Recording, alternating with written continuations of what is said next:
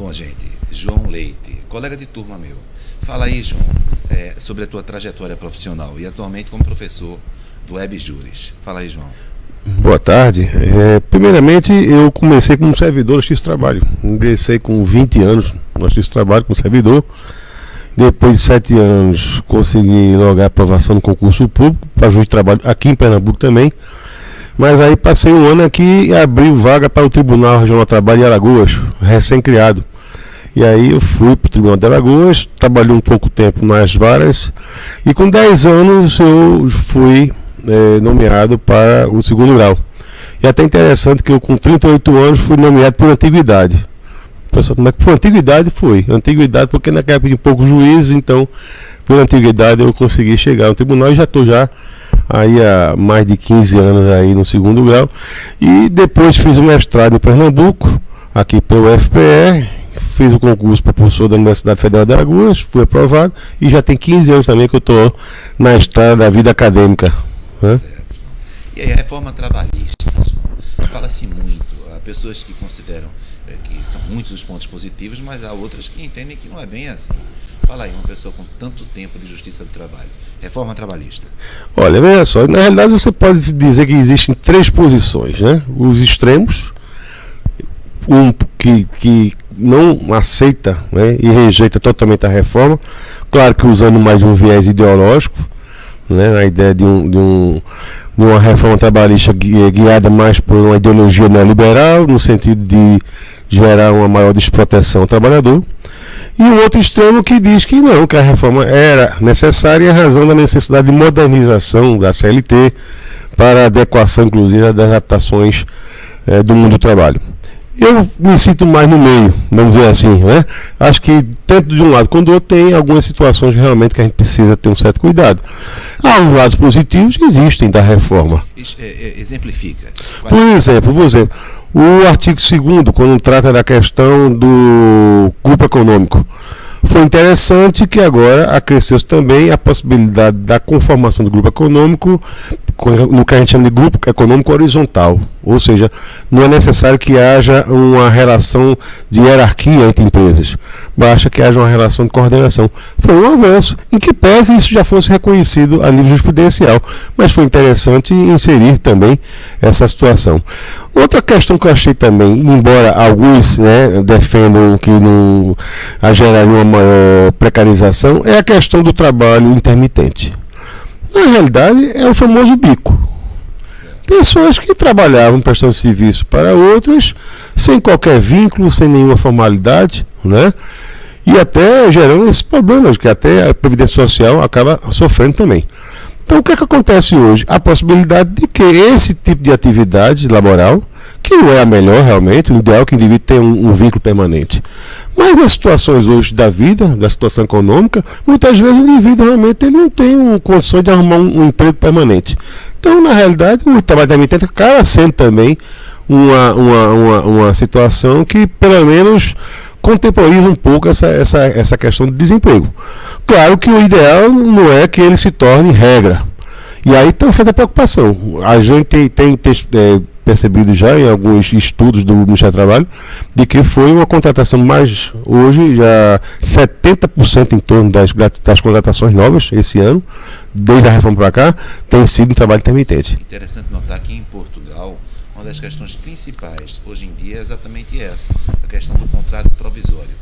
Quais as hipóteses que poderiam permitir contrato provisório e quais as que não poderiam permitir. Parece que é um movimento internacional, é isso que ocorre também no Brasil. Com certeza. Na realidade, o que está acontecendo no Brasil é basicamente também o que tem acontecido em outros países. Alemanha, Espanha, Itália, Portugal, todos esses países também fizeram suas reformas, né? A questão é que, na Espanha, principalmente, houve uma melhoria quanto ao decréscimo do desemprego, mas empregos nesse sentido, empregos temporários, o que não é o correto. Porque, além de ser temporário, são empregos onde a remuneração também é menor. E aí você tem uma situação também de empobrecimento, de diminuição de poder de compra do trabalhador. E aí essa opção, ou seja, você reduzir a quantidade de desemprego, mas por outro lado reduzir também os direitos e com isso reduzir a quantidade de desemprego. Esse é um tema polêmico. O que é que tu achas disso? Então, justamente esse talvez seja o grande desafio hoje para os países, é como de uma hora diminuir o desemprego, mas ao mesmo tempo não gerar o empobrecimento da classe trabalhadora, porque a classe trabalhadora é consumidora, onde a economia também, né, melhora, alavanca quando o poder de compra do trabalhador melhora. Então esse é o grande desafio. Você conseguir fazer uma reforma que ao mesmo tempo possa manter um nível de renda, né, adequado. Esse é o grande desafio dos países hoje. Portugal foi feita uma reforma em 2013, 2014, que agora, depois de 3, 4 anos, é que está surtindo melhores efeitos, né? O problema todo é que a reforma trabalhista feita no Brasil, ela foi muito ampla. Você tem uma ideia, quase 200 dispositivos da CLT foram alterados, em termos de artigos, parágrafos, né, incisos e tal.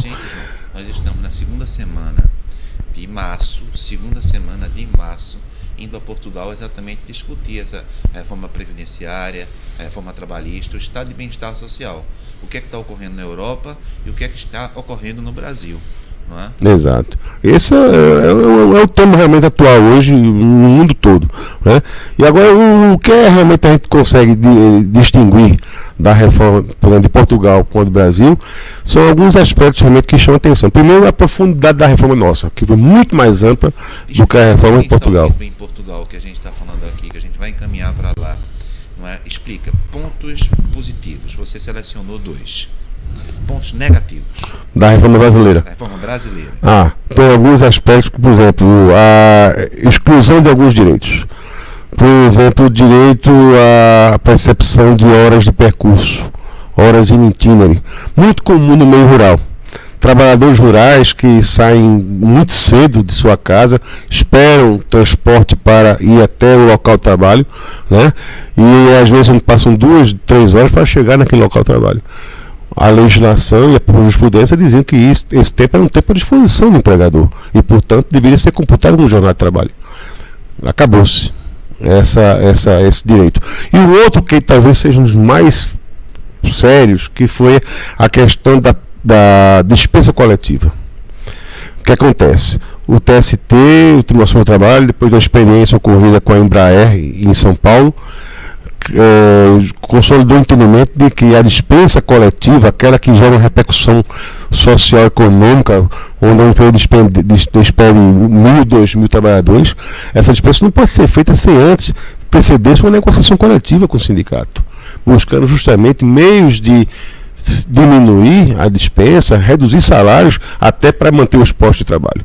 E o TST consolidou esse entendimento, considerando, portanto, inválida uma dispensa coletiva que não seja precedida de uma negociação coletiva com os sindicatos, pois a reforma retirou esse direito. Você acha que eles se enfraqueceram nessa reforma? Muito, muito. Veja só, o modelo sindical brasileiro, ele nunca foi um modelo realmente muito bom. Até porque foi um modelo extraído muito do direito fascista italiano, né, na época, onde o Estado controlava muito fortemente os sindicatos, né? O sindicato era quase como uma espécie de mero colaborador do Estado, o sindicato. Claro, alguns aspectos melhoraram com a Constituição de 88, mas ainda se manteve alguns resquícios ainda dessa legislação mais autoritária, né? Então, o que é que hoje precisa melhorar ainda em relação a acabar com a unicidade sindical? Qual é a questão? Só pode ter um sindicato na base territorial. Você priva os trabalhadores de exercício de uma liberdade sindical mais ampla, no sentido de criar mais sindicatos, como você tem na maioria dos países, né? Na Alemanha, no Uruguai, na Espanha, em qualquer maioria dos países da Europa Ocidental, a liberdade sindical é muito mais ampla para criar sindicatos. Então você tem essa unicidade sindical, que acaba também gerando uma disputa política interna dentro dos sindicatos que não é boa, fragiliza mais ainda os sindicatos. O sistema de categorias também é um sistema extremamente ultrapassado, que gera uma série de distorções, né, e que acabam gerando, inclusive, essa situação de desmembramento excessivo de profissões e gerando um número absurdo de sindicatos. O Brasil hoje tem quase 20 mil sindicatos. Quase 20 mil. Né? Que é um número absurdo que você não encontra em nenhum país do mundo. E essa reforma deve diminuir o número de sindicatos? Eu não acredito, porque enquanto você só mexeu com a contribuição sindical, que também é um resquício, doutor Ismael, mas mexer só com ela, você não vai resolver o problema do sindicalismo. Você vai até piorar, porque aí você fragiliza ainda mais o sindicato, a partir que ele não tem renda. E sabe um exemplo interessante? Eu estava pesquisando lá em Alagoas agora recentemente, geralmente todo ano há um registro de 200 e poucos instrumentos coletivos novos, convenções coletivas, acordos coletivos, em média de 150 a 200. Esse ano, até agora, no mês de outubro, foram registrados 27. Demais. Por quê? Porque os sindicatos não estão tendo mais condições de enfrentar a negociação, porque tem que contratar profissionais, advogados, tem que contratar contadores, economistas, para poder fazer um trabalho de base para as reivindicações dos trabalhadores. Né?